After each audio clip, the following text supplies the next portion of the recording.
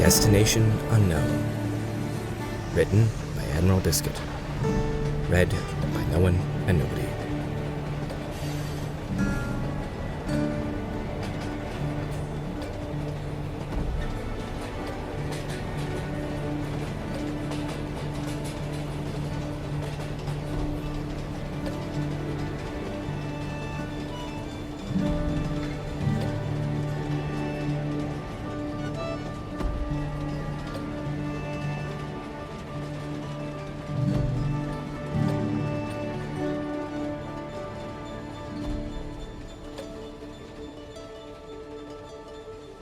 Leaving Chicago. Chicago had entertained her with its museums and aquariums and planetariums, and the former highest building in the world.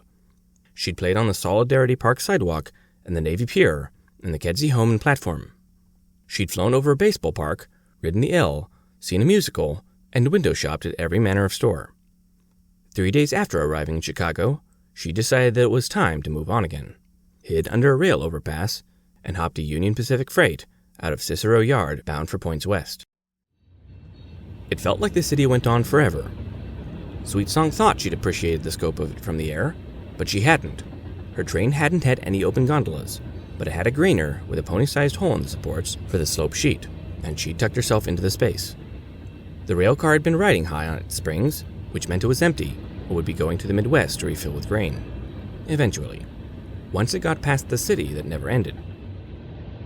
Another commuter train whisked by, and she thought again about the advantages of taking that to the end of the line, and then finding a freight top. But patience was a virtue, and even if her train was plodding along now, once it got out of the city, it would pick up speed. The steel supports were not unlike the latticework of the bridges she so often called home.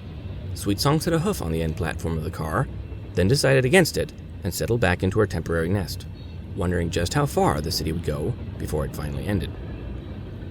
Pegasi were champion nappers, and the gentle rocking of the car and the click of the wheels across switches and rail joints, combined with her safe hidey hole, were more than enough to lull her to sleep.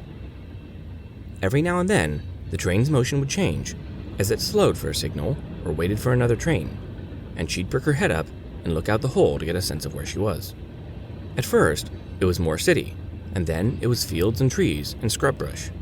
Sweetsong risked poking her head out the end. It was dusk, and the odds of being spotted were slim. She couldn't tell anything other than the direction they were heading. Her saddlebags had plenty of snack food and water, even if she'd had to overpay for it in Chicago.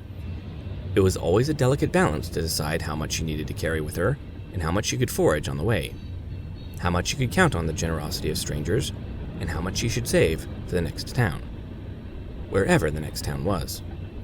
Outside of cities, she had plenty of forage available, and often had opportunities to graze when the train was stopped. As long as she stayed close, she could get back. Freight trains couldn't get up to speed quickly. Water was generally more uncertain, so she always prioritized that. There were plenty of ponds and rivers and ditches, but the water in them often couldn't be trusted. She'd tried using water purification tablets, but the water tasted terrible. Bleach was better.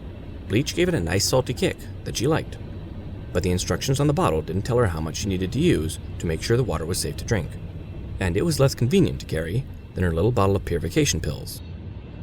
Keeping the tablets for emergencies was smart. They didn't take up much space in her saddlebags.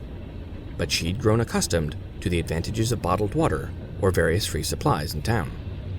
Sweetsong moved out of the hole onto the end platform and settled in, nibbling on a granola bar as her train plodded towards the sunset.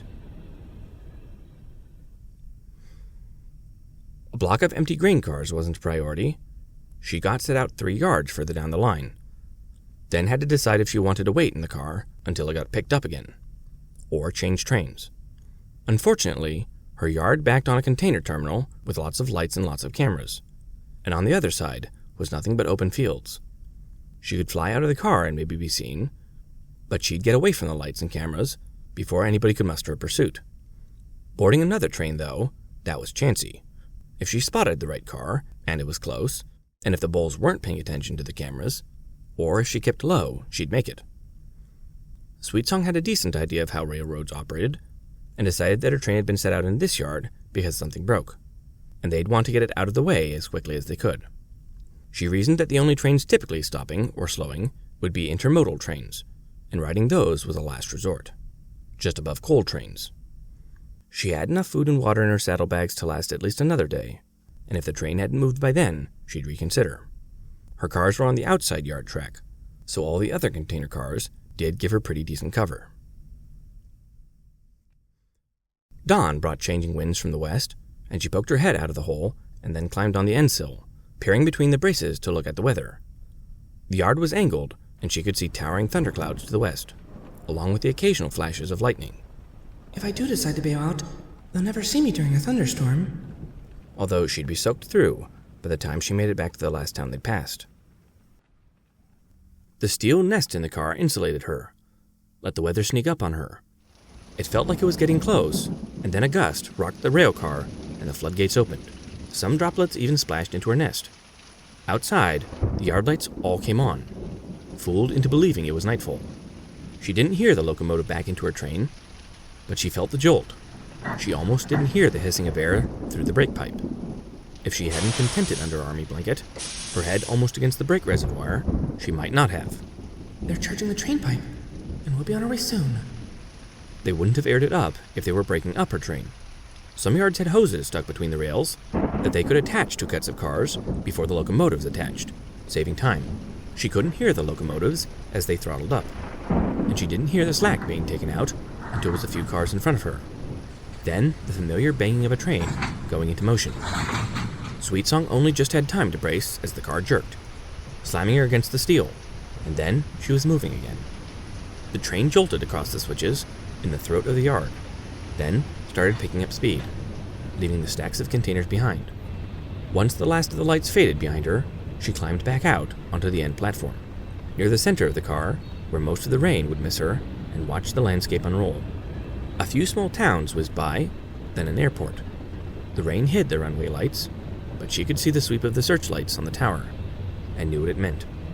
Every Pegasus had to learn to recognize the airports, lest they get in trouble for flying in the wrong airspace, or worse, get hit by an airplane.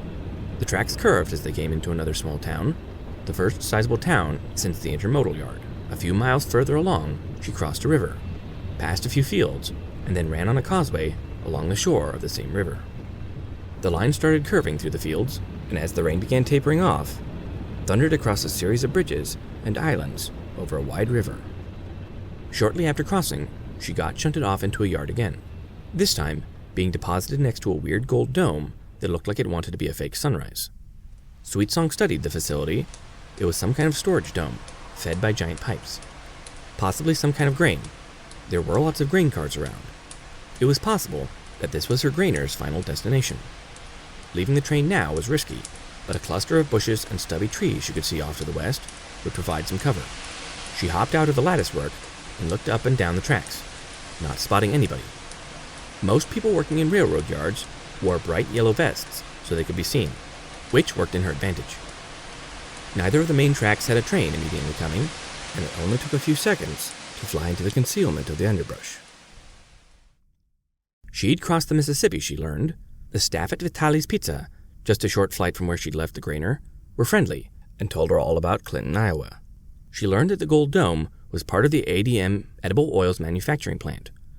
The town held an annual hot air balloon festival, and it had a small castle in Eagle Point Park. There was even a sawmill museum.